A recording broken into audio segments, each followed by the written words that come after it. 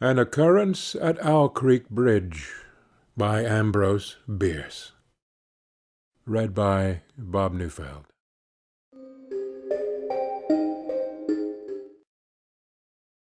A man stood upon a railroad bridge in northern Alabama, looking down into the swift water 20 feet below. The man's hands were behind his back, the wrists bound with a cord. A rope closely encircled his neck. It was attached to a stout cross-timber above his head, and the slack fell to the level of his knees. Some loose boards, laid upon the ties supporting the rails of the railway, supplied a footing for him and his executioners, 2 private soldiers of the Federal army, directed by a sergeant who in civil life may have been a deputy sheriff. At a short remove upon the same temporary platform was an officer in the uniform of his rank, armed. He was a captain. A sentinel at each end of the bridge stood with his rifle in the position known as support, that is to say, vertical in front of the left shoulder, the hammer resting on the forearm thrown straight across the chest, a formal and unnatural position, enforcing an erect carriage of the body. It did not appear to be the duty of these 2 men to know what was occurring at the centre of the bridge. They merely blockaded the 2 ends of the foot planking that traversed it. Beyond one of the sentinels nobody was in sight. The railroad ran straight away into the forest for 100 yards, then, curving, was lost to view. Doubtless there was an outpost farther along. The other bank of the stream was open ground. A gentle slope topped with a stockade of vertical tree trunks, loopholed for rifles, with a single embrasure through which protruded the muzzle of a brass cannon commanding the bridge. Midway up the slope between the bridge and the fort were the spectators, a single company of infantry in line, at parade rest, the butts of their rifles on the ground, the barrels inclining slightly backward against the right shoulder, the hands crossed upon the stock. A lieutenant stood at the right of the line, the point of his sword upon the ground, his left hand resting upon his right. Excepting the group of 4 at the centre of the bridge, not a man moved. The company faced the bridge, staring stonily, motionless. The sentinels, facing the banks of the stream, might have been statues to adorn the bridge. The captain stood with folded arms, silent, observing the work of his subordinates, but making no sign. Death is a dignitary who, when he comes announced, is to be received with formal manifestations of respect, even by those most familiar with him. In the code of military etiquette, silence and fixity are forms of deference. The man who was engaged in being hanged was apparently about 35 years of age. He was a civilian, if one might judge from his habit, which was that of a planter. His features were good, a straight nose, firm mouth, broad forehead, from which his long dark hair was combed straight back, falling behind his ears, to the collar of his well-fitting frock coat. He wore a moustache and pointed beard, but no whiskers. His eyes were large and dark grey, and had a kindly expression, which one would hardly have expected in one whose neck was in the hemp. Evidently this was no vulgar assassin. The liberal military code makes provision for hanging many kinds of persons, and gentlemen are not excluded. The preparations being complete, the 2 private soldiers stepped aside, and each drew away the plank upon which he had been standing. The sergeant turned to the captain, saluted, and placed himself immediately behind that officer, who in turn moved apart 1 pace. These movements left the condemned man and the sergeant standing on the 2 ends of the same plank, which spanned 3 of the cross-ties of the bridge. The end upon which the civilian stood almost, but not quite, reached a 4th. This plank had been held in place by the weight of the captain. It was now held by that of the sergeant. At a signal from the former, the latter would step aside, the plank would tilt, and the condemned man go down between two ties. The arrangement commended itself to his judgment as simple and effective. His face had not been covered nor his eyes bandaged. He looked a moment at his unsteadfast footing, then let his gaze wander to the swirling water of the stream racing madly beneath his feet. A piece of dancing driftwood caught his attention, and his eyes followed it down the current. How slowly it appeared to move! What a sluggish stream! He closed his eyes in order to fix his last thoughts upon his wife and children. The water, touched to gold by the early sun, the brooding mists under the banks at some distance down the stream, the fort, the soldiers, the piece of drift, all had distracted him. And now he became conscious of a new disturbance. Striking through the thought of his dear ones was sound which he could neither ignore nor understand, a sharp, distinct, metallic percussion, like the stroke of a blacksmith's hammer upon the anvil. It had the same ringing quality. He wondered what it was, and whether immeasurably distant or near by.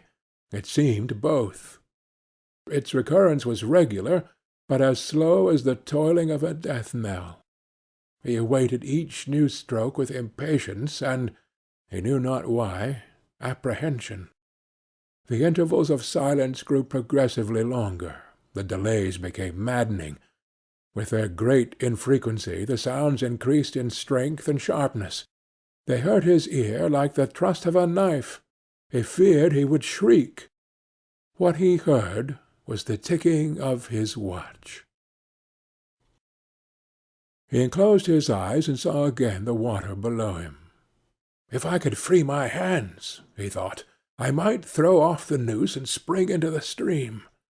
By diving I could evade the bullets, and, swimming vigorously, reach the bank, take to the woods, and get away home. My home, thank God, is yet outside their lines. My wife and little ones are still beyond the invaders' farthest advance." As these thoughts, which have here to be set down in words, were flashed into the doomed man's brain rather than evolved from it, the captain nodded to the sergeant. The sergeant stepped aside. 2. Peyton Farquhar was a well-to-do planter of an old and highly respected Alabama family. Being a slave-owner, and, like other slave-owners, a politician, he was naturally an original secessionist and ardently devoted to the Southern cause. Circumstances of an imperious nature, which it is unnecessary to relate here, had prevented him from taking service with that gallant army which had fought the disastrous campaigns ending with the fall of Corinth, and he chafed under the inglorious restraint, longing for the release of his energies, the larger life of the soldier, the opportunity for distinction. That opportunity, he felt, would come, as it comes to all in war-time. Meanwhile he did what he could. No service was too humble for him to perform in the aid of the South, no adventure too perilous for him to undertake, if consistent with the character of a civilian who was at heart a soldier, and who, in good faith, and without too much qualification, assented to at least a part of the frankly villainous dictum that all is fair in love and war. One evening, while Farquhar and his wife were sitting on a rustic bench near the entrance to his grounds, a grey-clad soldier rode up to the gate and asked for a drink of water. Mrs. Farquhar was only too happy to serve him with her own white hands. While she was fetching the water, her husband approached the dusty horseman and inquired eagerly for news from the front. "The Yanks are repairing the railroads," said the man, "and we are getting ready for another advance. They have reached the Owl Creek Bridge, put it in order, and put a stockade on the north bank. The commandant has issued an order, which is posted everywhere, declaring that any civilian caught interfering with the railroad, its bridges, tunnels, or trains, will be summarily hanged. I saw the order."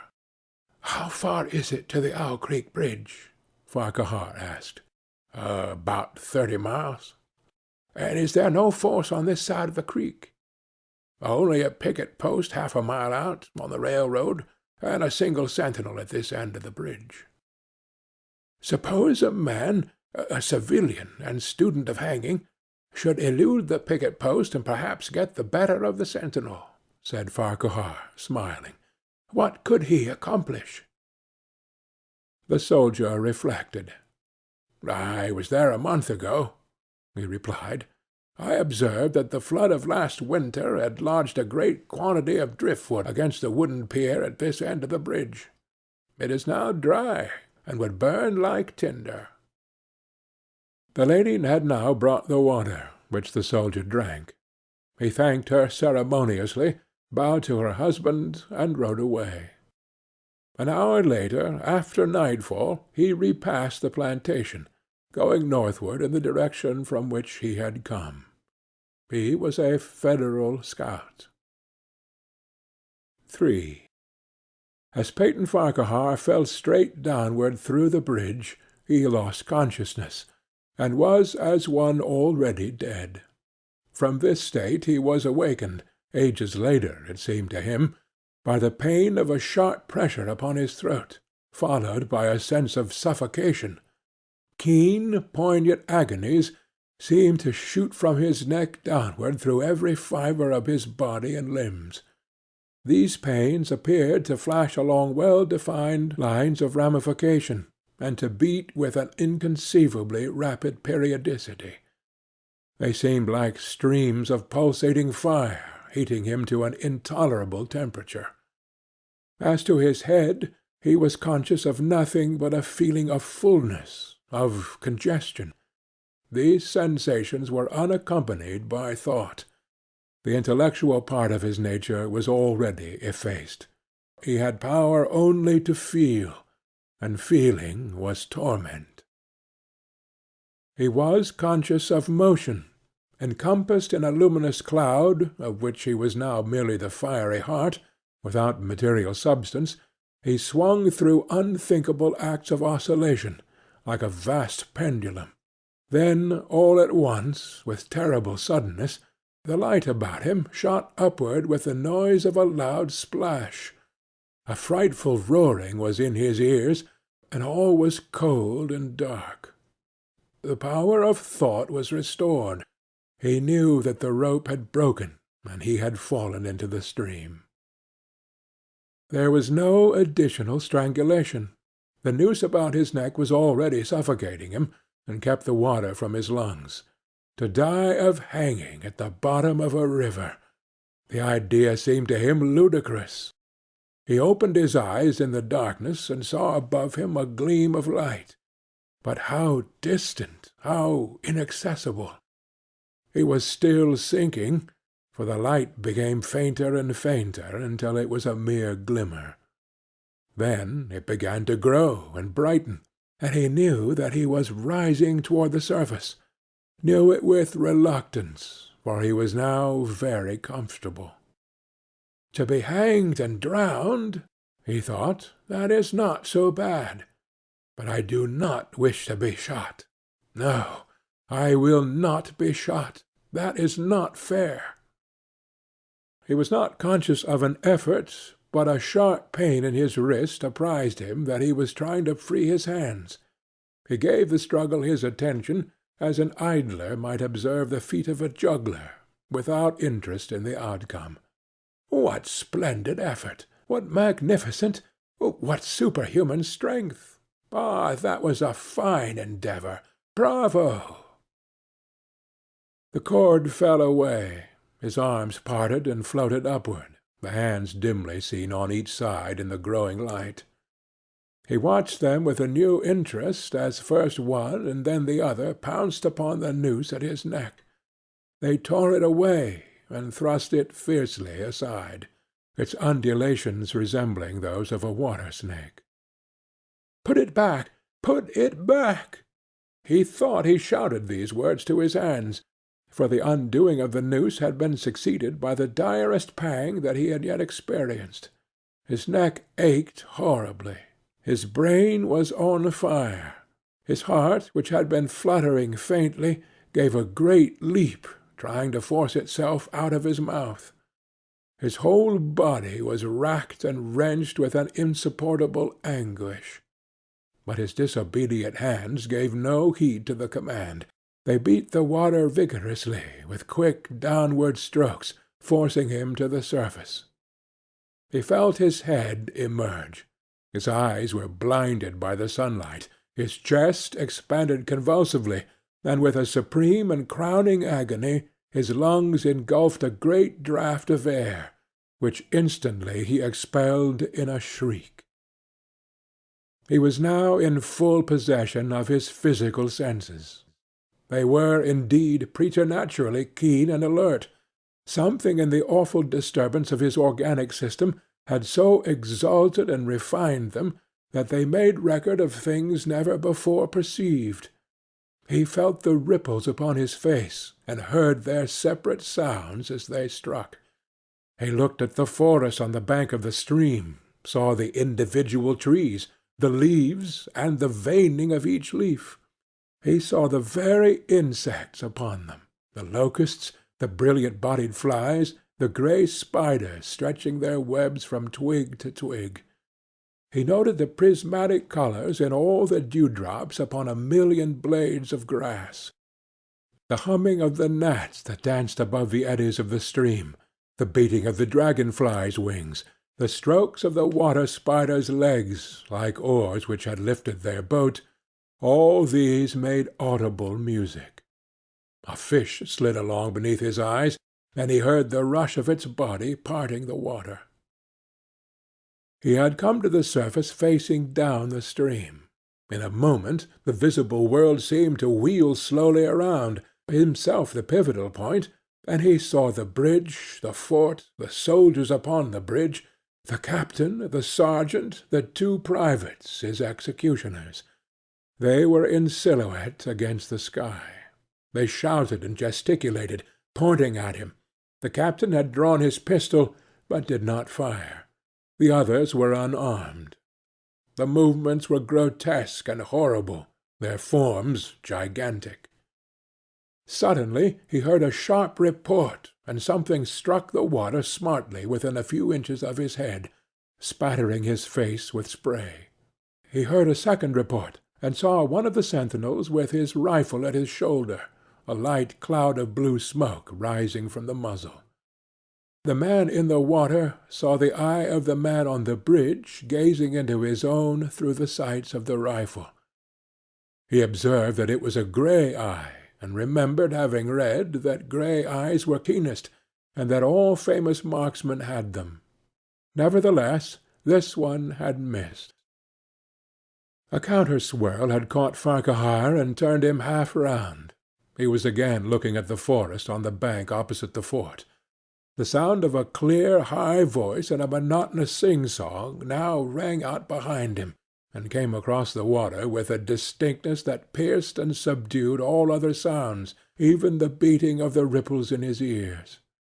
Although no soldier, he had frequented camps enough to know the dread significance of that deliberate, drawling, aspirated chant.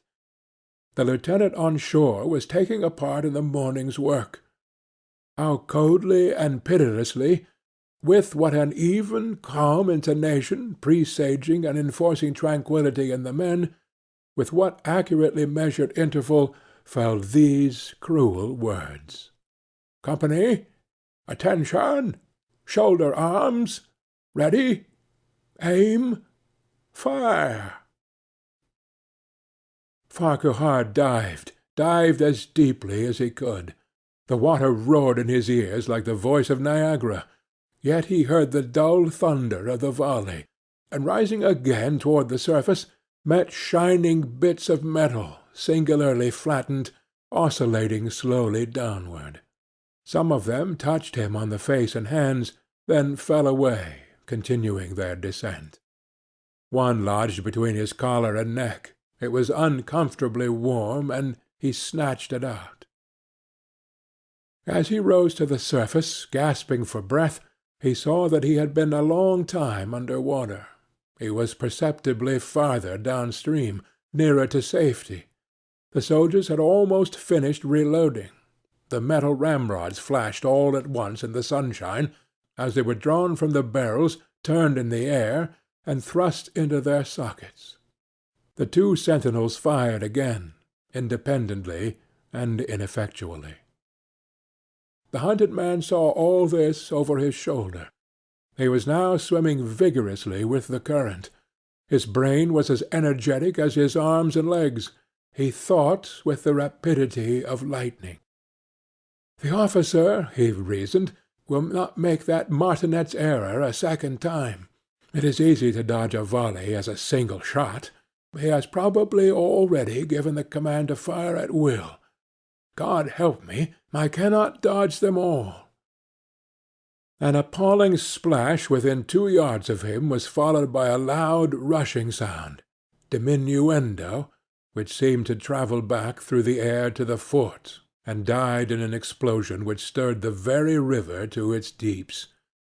A rising sheet of water curved over him, fell down upon him, blinded him, strangled him. The cannon had taken a hand in the game. As he shook his head free from the commotion of the smitten water, he heard the deflected shot humming through the air ahead, and in an instant it was cracking and smashing the branches in the forest beyond. They will not do that again, he thought. The next time they will use a charge of grape. I must keep my eye upon the gun. The smoke will apprise me. The report arrives too late. It lags behind the missile. That is a good gun. Suddenly he felt himself whirled round and round, spinning like a top. The water, the banks, the forests, the now distant bridge, fort, and men, all were commingled and blurred. Objects were represented by their colours only, circular, horizontal streaks of colour. That was all he saw. He had been caught in a vortex, and was being whirled on with a velocity of advance and gyration that made him giddy and sick. In a few moments he was flung upon the gravel at the foot of the left bank of the stream, the southern bank, and behind a projecting point which concealed him from his enemies. The sudden arrest of his motion, the abrasion of one of his hands on the gravel, restored him, and he wept with delight. He dug his fingers into the sand, threw it over himself in handfuls, and audibly blessed it. It looked like diamonds, rubies, emeralds. He could think of nothing beautiful which it did not resemble. The trees upon the bank were giant garden plants. He noted a definite order in their arrangement, inhaled the fragrance of their blooms. A strange roseate light shone through the spaces among the trunks, and the wind made in their branches the music of aeolian harps. He did not wish to perfect his escape. He was content to remain in that enchanting spot until retaken. A whiz and a rattle of grape-shot among the branches high above his head roused him from his dream. The baffled cannoneer had fired him a random farewell. He sprang to his feet, rushed up to the sloping bank, and plunged into the forest. All that day he travelled, laying his course by the rounding sun. The forest seemed interminable. Nowhere did he discover a break in it, not even a woodman's road. He had not known that he lived in so wild a region. There was something uncanny in the revelation. By nightfall he was fatigued, footsore, famished. The thought of his wife and children urged him on. At last he found a road which led him in what he knew to be the right direction. It was as wide and straight as a city street, yet it seemed untravelled. No fields bordered it, no dwelling anywhere. Not so much as the barking of a dog suggested human habitation. The black bodies of the trees formed a straight wall on both sides, terminating on the horizon in a point, like a diagram in a lesson in perspective. Overhead, as he looked up through this rift in the wood, showed great golden stars, looking unfamiliar, and grouped in strange constellations. He was sure they were arranged in some order which had a secret and malign significance. The wood on either side was full of singular noises, among which, once, twice, and again, he distinctly heard whispers in an unknown tongue. His neck was in pain, and lifting his hand to it, found it horribly swollen. He knew that it had a circle of black where the rope had bruised it. His eyes felt congested. He could no longer close them. His tongue was swollen with thirst. He relieved its fever by thrusting it forward from between his teeth into the cold air. How softly the turf had carpeted the untravelled avenue! He could no longer feel the roadway beneath his feet. Doubtless, despite his suffering, he had fallen asleep while walking, for now he sees another scene. Perhaps he was merely recovered from a delirium. He stands at the gate of his own home. All is as he left it, and all bright and beautiful in the morning sunshine. He must have travelled the entire night. As he pushes open the gate and passes up the wide white walk, he sees a flutter of female garments. His wife, looking fresh and cool and sweet, steps down from the veranda to meet him. At the bottom of the steps she stands waiting with a smile of ineffable joy, an attitude of matchless grace and dignity. Ah, how beautiful she is! He springs forward with extended arms. As he is about to clasp her, he feels a stunning blow upon the back of the neck. A blinding white light blazes all about him, with a sound like the shock of a cannon. Then all is darkness and silence. Peyton Farquhar was dead. His body, with a broken neck, swung gently from side to side beneath the timbers of the Owl Creek Bridge.